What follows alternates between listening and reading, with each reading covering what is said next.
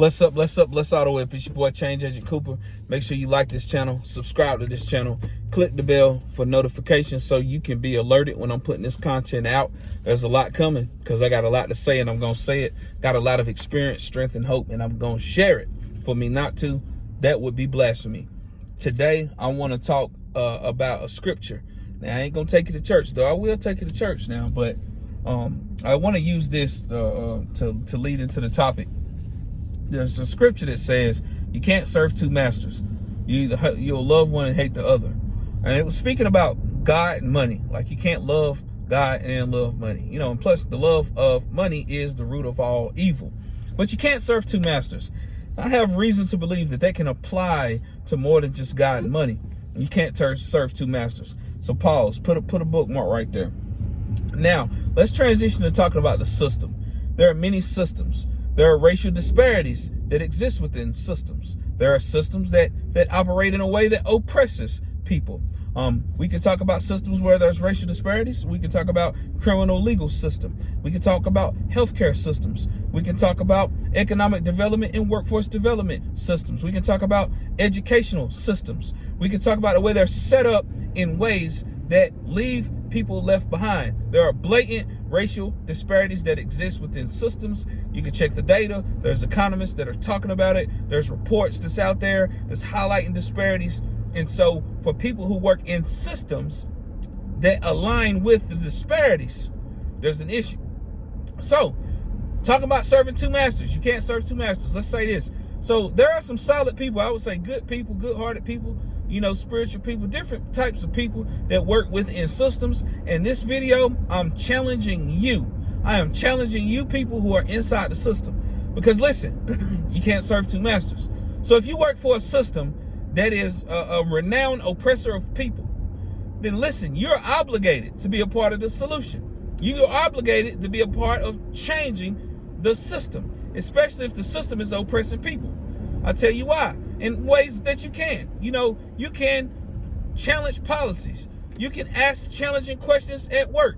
You can offer innovations. If you're afraid, you can amplify the voices of those. And I don't want to use the word afraid loosely because I ain't trying to cap.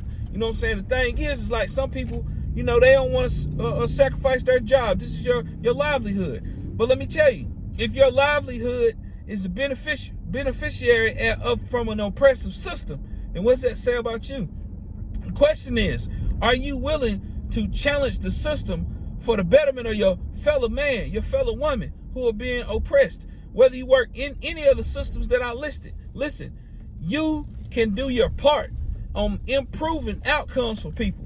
You dig what I'm saying? Like you do not have to just go with the flow. You can't go with the flow and also consider yourself to be about the people. Now that's why I say you can't serve two masters. Like you can't be pro-system, and then claim to be for the people, especially if you work within a system that oppresses the people. You say it's just a job.